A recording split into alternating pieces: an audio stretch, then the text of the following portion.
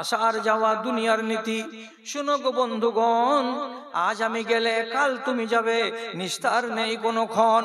যাত্রী লয়ে খেয়া যায় আসে, এই পার কভু ওই পার। আমি মরে গেলে কাউরি স্মরণে আমি কি আসিব আর? আমাকে ভাবিয়া অশ্রু ঝরাবে, এমন বেদনা বুকে আছে কার? খালি হচ্ছে, রুহের বাসন খালি হচ্ছে, আর আস্তে আস্তে এদিক থেকে কিছু উপরে যাচ্ছে, কিছু নিচে যাচ্ছে। এবার বাজানেরা, বড় ভাইয়েরা, আপনাদের সামনে যেটা কঠিন কথা বলার সেটা এবার বলে শেষ করে নি। আপনার রুহটা পাক আছে তো? আল্লাহ তাআলা ফেরত নিবেন তো?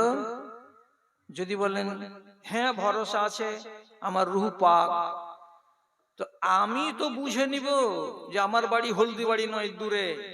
কিন্তু আপনি নিজের মনটাকে বুঝাতে পারবেন তো যে আমার রুহটা পাক আছে, আর মরার পরে আল্লাহ এটাকে ফেরত নিবেন? ভরসা আছে আপনার? হ্যাঁ আছে। তো দেখেন, রুহ নষ্ট হয় কিসে? খিয়ানত করলে।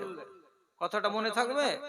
যদি কোনো মানুষ নিজে খেয়ানত করে, যদি কোনো মানুষ কোনো অপরাধ করে, তাহলে নাপাক হয়ে যায় তার রূহ।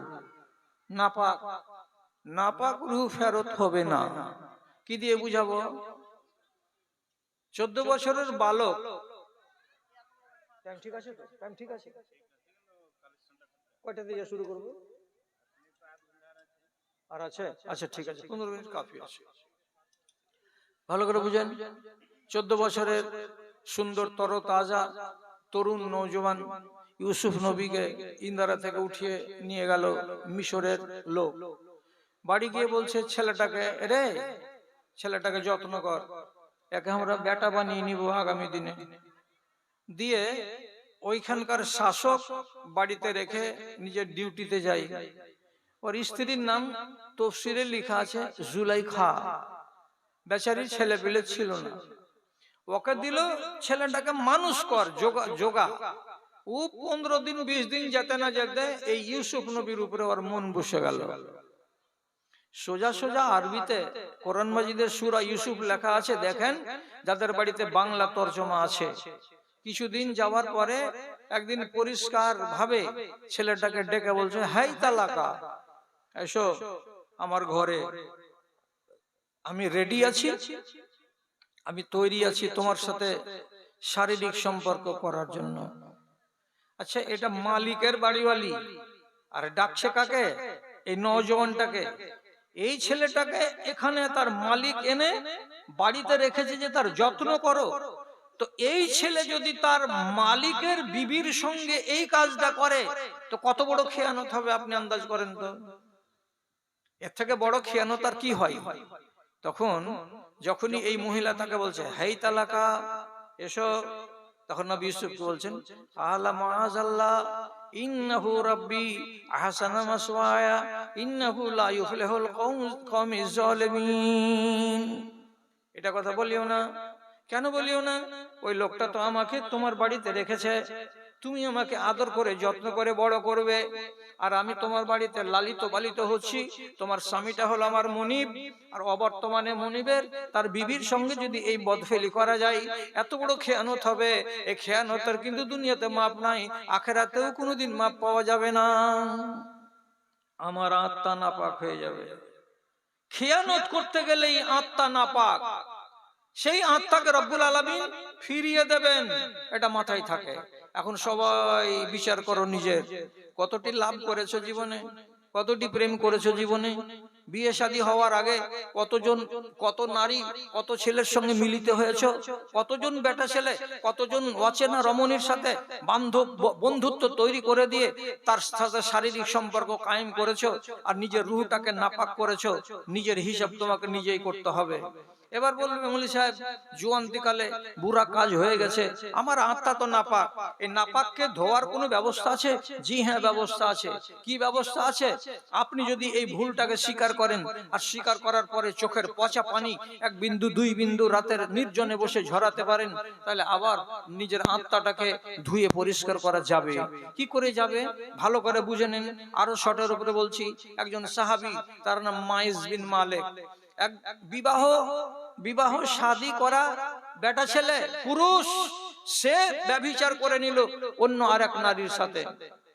সে জানে এটা অপরাধ, যেন তেন অপরাধ নয়। যখন এ কাজ হয়ে গেছে, তখন রাসূলুল্লাহর কাছে এসে প্রথমে তার বন্ধুকে এসে বলল, বন্ধুর নাম হলো হাজ্জাল। হাজ্জালকে বলছে, বন্ধু এ কাজ আমি করে ফেলেছি। তো যদি তার বন্ধু আর ও দুজন ঘরের ভেতরে সামটিয়ে নেই কথাটা, তওবা তাহির করে টোরে আল্লাহর কাছে কেঁদে কেটে, তো কোনো ব্যাপারই ছিল না। কিন্তু হাজ্জাল বলছে, তুই যা করেছিস, তোকে যতক্ষণ পর্যন্ত পাক না করা যাবে ততক্ষণ পর্যন্ত তোর রেহাই নেই। কি করলে পাক হবে? রসুলকে যে বলো কি করে পাক হবে। এই খেপাটা বললো না যে পাক কেমন করে হয়। শেষের বেলায় রাসূলুল্লাহর কাছে এসে বলছে একদম ওরই ভাষা, তাহিরনি ইয়া রাসূলুল্লাহ, আপনি আমাকে পাক করেন, আমার রূহ নাপাক হয়ে গেছে, আমার দেহ নাপাক হয়ে গেছে, আপনি আমাকে পবিত্র করে দেন। দেখে বলছে, কি করেছো, কি হয়েছে? তো বলছে যে আমি এই কাজ করেছি। রসুল মুখ ফিরিয়ে নিলেন, আবার এদিকে গিয়ে বলল, ফের রসুল এদিকে মুখ ফিরিয়ে নিলেন, আবার এদিকে এসে বলল, রসুল আবার এদিকে মুখ ফিরিয়ে নিলেন, আবার এদিকে এসে বলছে যে আমি এই অন্যায় করেছি।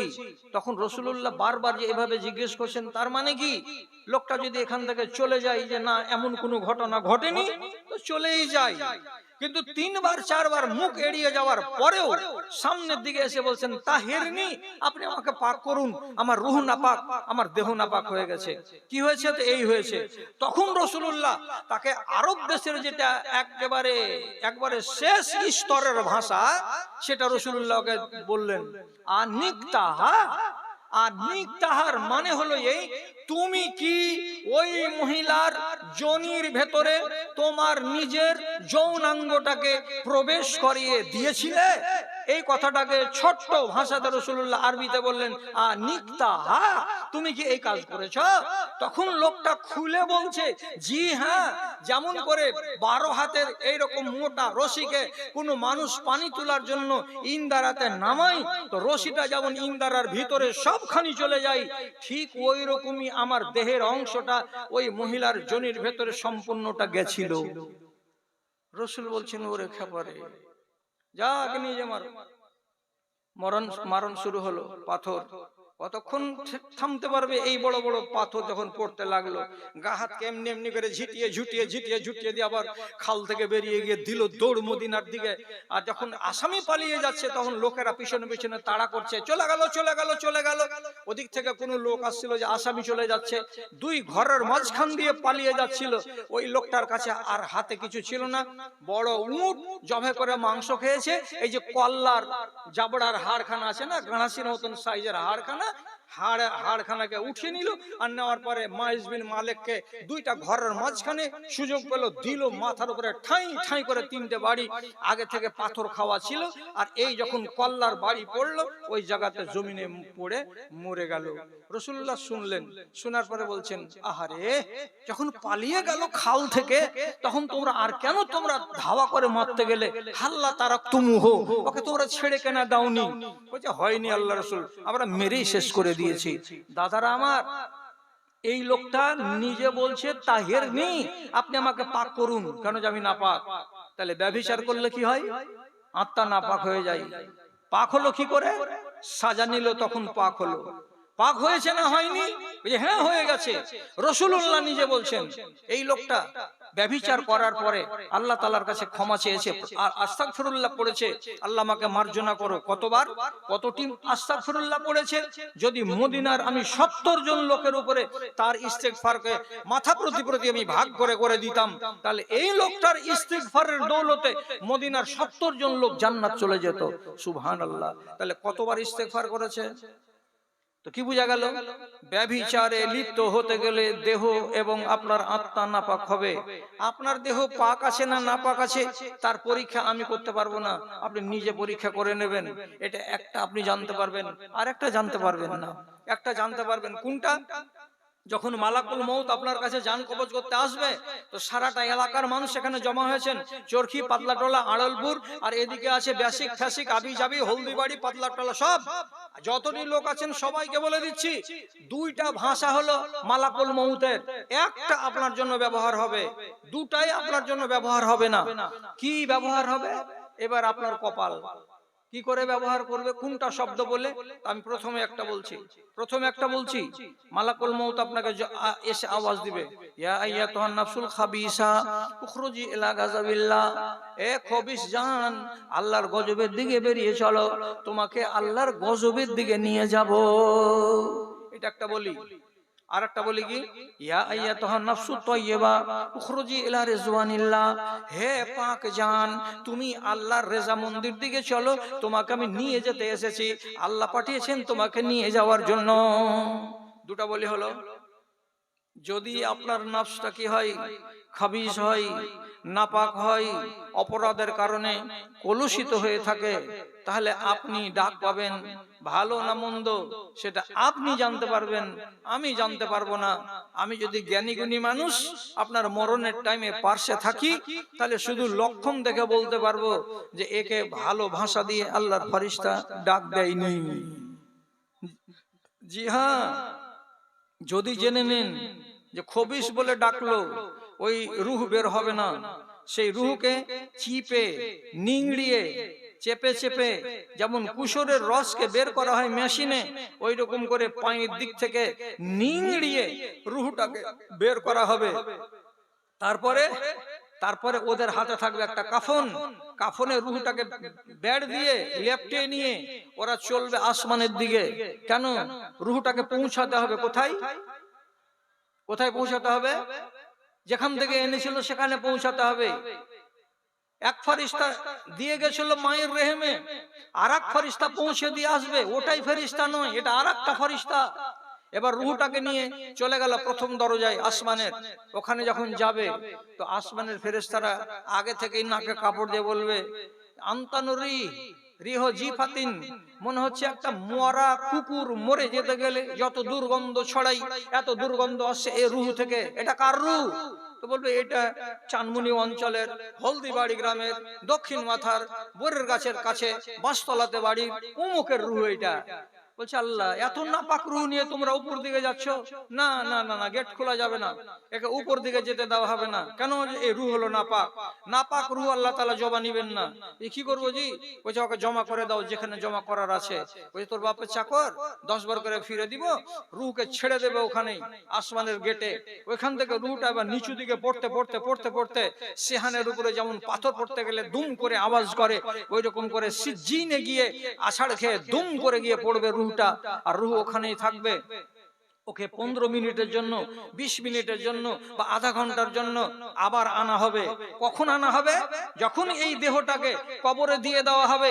কবরে দিয়ে যখন পাটাতন কমপ্লিট, লোকেরা যেমনি ঘুরবে, দুটো ফেরেশতা এসে যখন জিজ্ঞেস করবে, তো জিজ্ঞেস করার কালে ওই রূহটাকে আবার এখানে হাজির করা হবে।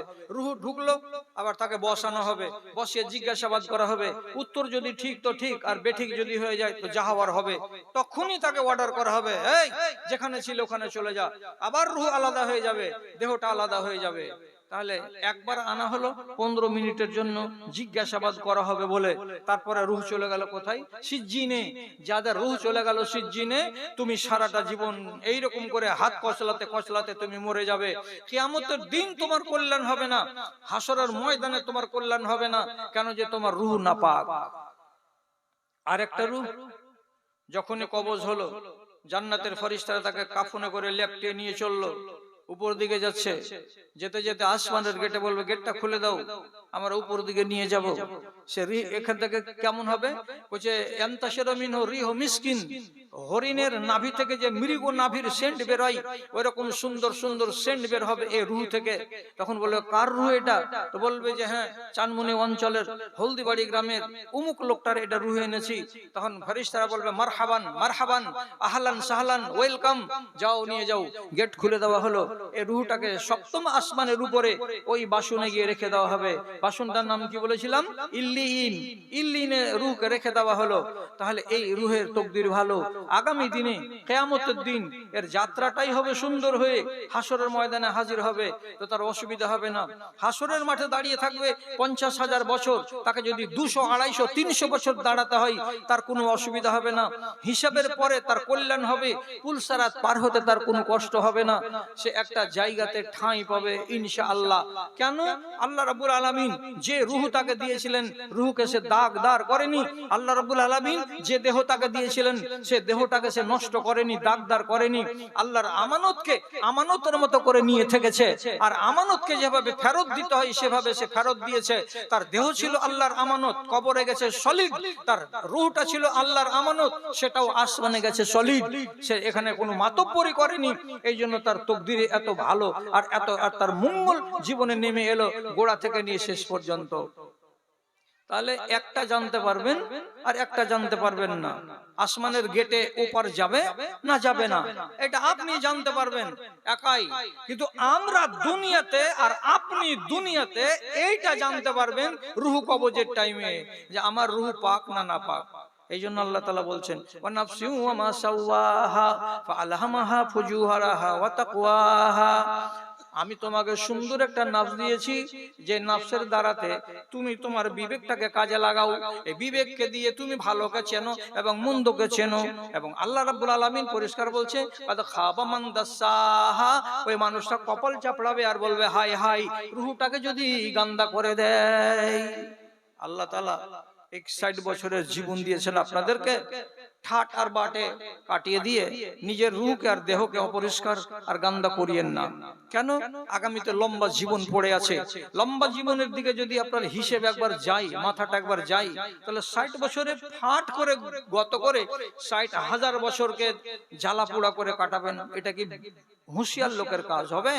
আর শেষ কথা হলো এই, আল্লাহ তাআলা তৈরি করেছেন দুনিয়া দুটা, একটা এই দুনিয়া, একটা ওই দুনিয়া।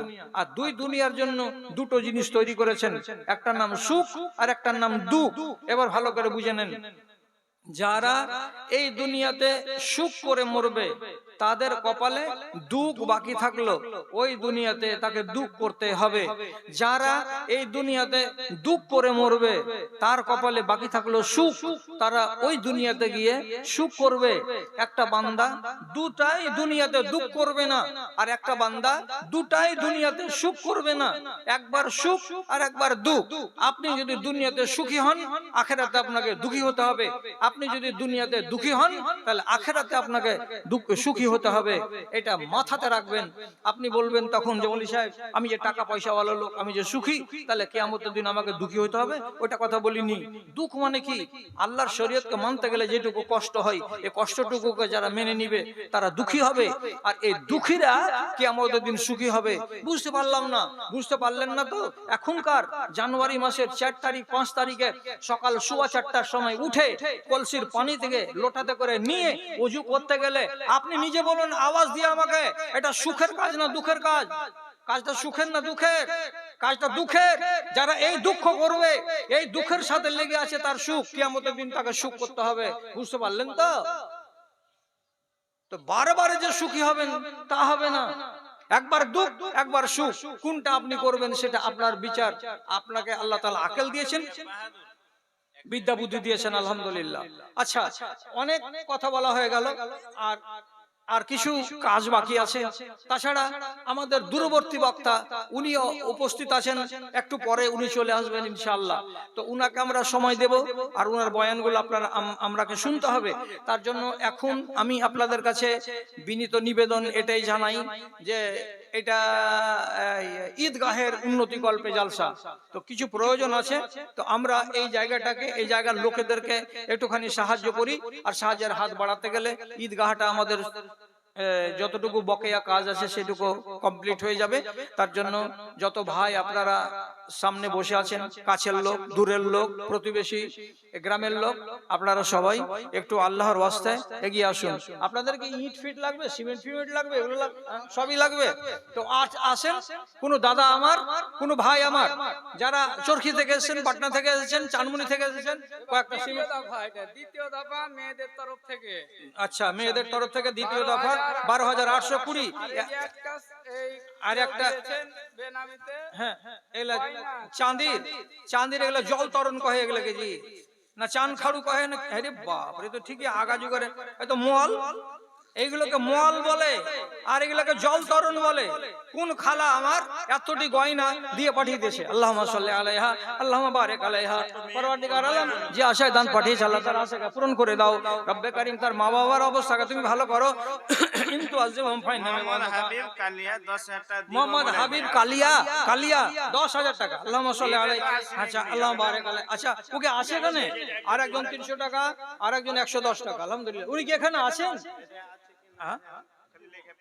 লেখা পাঠিয়ে দিয়েছে 10,000। কালিয়ার লোক হাবিব, ও ইয়ে আসে নাকি, এই কি বলে, ঠিকাদার নাকি? তোমার আদেশে দিন চলে যায়, তোমার আদেশে দিন চলে যায়। এই গ্রামের জামাই হলো নাকি বা? হাবিব ঠিকাদারের এই গ্রামে কোনো রিশতেদারি আছে? না, কুটুম আছে। তো কুটুম হিসাবে দূরের লোক 10,000 টাকা দিয়ে পাঠিয়েছে। ভাই, আপনি যদি আশেপাশে থাকেন তো আপনার উপরে কিছুটা গ্রামবাসীর বড় আশা আছে, তো যদি আশাটাকে পূরণ করতে পারেন তো আলহামদুলিল্লাহ, খুব ভালো হয়। আচ্ছা, আর অন্যান্য লোক, আপনারা যতটি লোক সামনে বসে আছেন, বলুন তো যে সবাই আপনারা দান দিয়ে দিয়েছেন কি না বাকি আছেন কেউ? যদি বলেন যে আমরা বাকি আছি, দাদারে এক বস্তা সিমেন্ট গেলা তো লেখান 400 টাকা। এক বস্তা সিমেন্ট এখন প্রাচীর নির্মাণের কাজে ব্যবহৃত হবে। কোন ভাই যদি থাকেন তো একটলি বালুগুলো লেখান, এগুলো সাদকায়ে জারিয়া। আপনাকে ধন দিয়েছে, মাল দিয়েছে, এগুলোকে শুধু সাজিয়ে সাজিয়ে রেখে দেবেন, এটা তো বুদ্ধিমানের কাজ নয়। যেটা বাই করবেন কাঁধে থেকে নেমে যাবে, আর এটার হিসাব আপনাকে আর কষ্ট করে কিয়ামতের দিন দিতে হবে না। আর যেগুলো থেকে যাবে কাঁধে, সেগুলো সবই হিসেব লাগবে। তো হিসাবটা লম্বা করিয়েন না দাদারা আমার, আল্লাহর ওয়াস্তে। এক বস্তা করে সিমেন্ট কেউ এগিয়ে আসুন, 500 করে ইট আপনারা এগিয়ে আসুন, কিছু বালি এগিয়ে আসুন, সবাইকে ডাকছি। 200-500 করে টাকা কিছু নিয়ে আসুন এই ঈদগাহের উন্নতি কল্পে। এটাকে আরজাউল ডিলার, এই ইয়ে থেকে তো, কদমতলা থেকে তো। আচ্ছা আচ্ছা আচ্ছা, ডিলার মাত্র 2,000 টাকা দিয়েছে, দিয়ে পালিয়ে গেছে। আচ্ছা যাক। আচ্ছা, আরজাউল ডিলার সাহেব শামসি থেকে এসে উনি 2,000 টাকা দান করেছেন। আল্লাহুম্মা সাল্লি আলাইহি আল্লাহুম্মা বারিক আলাইহি আল্লাহুম্মা আইয়িদহু বিল ইলমি ওয়াল হিলমি ওয়া যায়্যিনহু বিল ঈমানি ওয়াত তাকওয়া ওয়া লা তুগাররিজু বিল ফিতানি।